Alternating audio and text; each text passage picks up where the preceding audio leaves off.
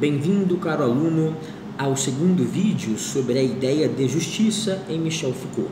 Hoje falaremos sobre o suplício, que é uma prática de justiça na monarquia absolutista, no antigo regime, que mostra muito bem, que mostra de modo bem objetivo o significado da produção de verdade jurídica, de inocência e de culpa nessa época, na época da monarquia absolutista, na época do antigo regime. Comecemos por relembrar um caso analisado por Michel Foucault na sua obra Vigiar e Punir, o texto central de Michel Foucault na análise da justiça. Comecemos por relembrar o caso de Robert François Damiens, um parricida, um sujeito que assassinou o próprio pai e que foi executado no ano de 1757 em frente à Catedral de Notre-Dame, na Praça da Greve. Damiens, ao chegar à Praça da Greve, ao chegar ao centro de Paris, ao chegar à Catedral de Notre-Dame, onde se encontrava uma multidão gigantesca e ávida por sangue e crueldade, por medo, por emoção, enfim, ao chegar lá, Damiens é colocado em cima de um patíbulo, de um palco de madeira erguido ali para que todo mundo pudesse observar atentamente, perfeitamente, esse espetáculo de crueldade e justiça. Ninguém poderia perder um só detalhe. Damiens, ao subir ao patíbulo, segurava a faca com a qual cometeu o crime de parricídio. A sua mão já se encontrava queimada como um primeiro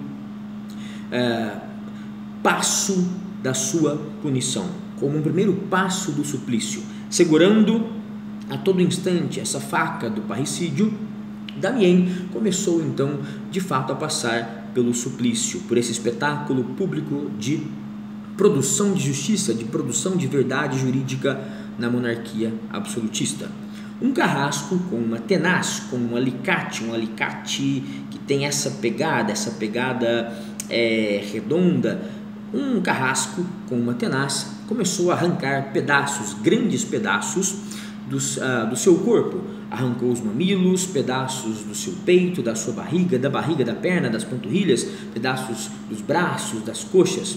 Em seguida, esse carrasco derramou com uma concha em cada um dessas chagas, dessas feridas, uma solução de óleo quente, enxofre, uma solução de chumbo derretido e piche. Piche, óleo quente, chumbo derretido e enxofre.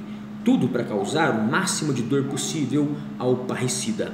Em seguida, Damiens é amarrado a 4 cordas, e as cordas estão presas a 4 cavalos. Os 4 cavalos têm uma função: saírem disparada, correrem disparada e desmembrar, arrancar os 4 membros do condenado Damiens.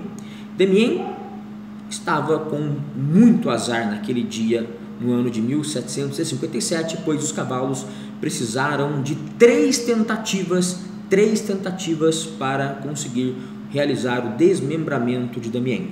Após essas 3 tentativas, o corpo foi reduzido ao tronco e à cabeça, e o carrasco, ainda com um punhal, abriu a barriga de Damiens, retirou-lhe as tripas.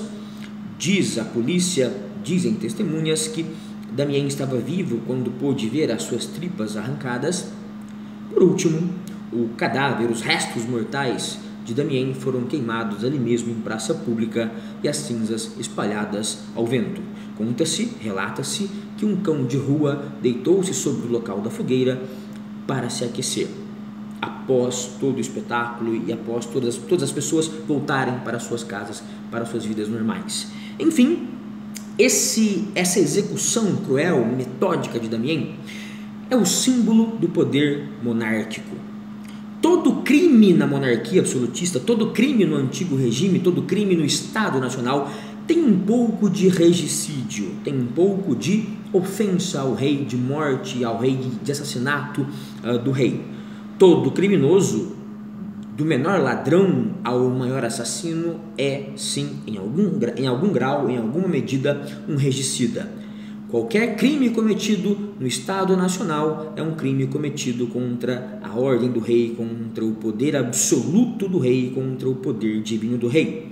Ora, o rei então deve se vingar, deve mobilizar uma maquinaria pesada que contém soldados, exércitos, que contém carrascos, que contém padres, patíbulos, uma grande infraestrutura, um grande espetáculo que exige segurança, organização, ordem, planejamento. Um grande espetáculo é erguido em praça pública para vingar o rei. Um grande espetáculo que frequentemente, que não raramente, causava revoltas populares, quando a população conseguia sentir empatia pelo condenado.